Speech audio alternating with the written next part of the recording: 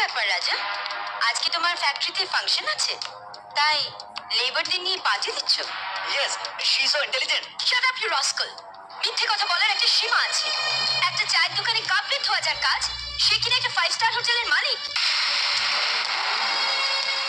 একটা সাইকেল কেনার ক্ষমতা নেই যার, সে প্রতিদিন ড্রেস চেঞ্জ করার মতো গাড়ি চেঞ্জ করার স্বপ্ন দেখে।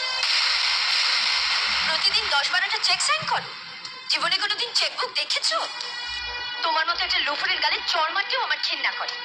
You bloody liar. হ্যাঁ, আমি স্বীকার করছি আমি মিথ্যে কথা বলেছি, কিন্তু আমি যা কিছু মিথ্যে বলেছি শুধু তোমাকে পাওয়ার জন্য।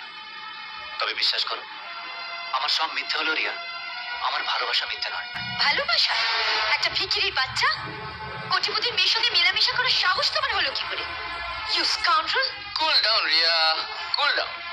দেখো, সব লোয়ার ক্লাস লোকের সঙ্গে কথা বলা তোমার একদম সাজে না। চলো এখানে, লেটস গো। ও রিয়া, রিল্যাক্স। বাবা, ও চুপ কর। ও, তাহলে আপনি কোটিপতি ছেলের বাবা? ধাপ্পাবাজিতে টাকা আয় করবার জন্য এরকম একটা ছেলে জন্ম দিয়ে ময়দানে ছেড়ে দিয়েছেন? কাকে কি বলছো তুমি? আপনাকে ভেবেছেন গুণধর ছেলে যদি কোনো বড় লোকের মেয়েকে পটাতে পারে, তাহলে সারা জীবন পায়ের উপরে পা দিয়ে কাটিয়ে দেওয়া যাবে? কি বাজে কথা বলছো? ভদ্রভাবে কথা বলো। আপনার নিজের ছেলে তো আপনাকে বেয়ারা বলে পরিচয় দেয়। আমাকে ভদ্রতা শেখানোর আগে নিজের ছেলেকে শেখান না। থাক রিয়া, একটা জোচ্চোরে বাবার সাথে ইচ্ছাতে ভদ্রভাবে কথা বলার কোনো প্রয়োজন নেই। কফির দাম আর বাকিটা টিপস।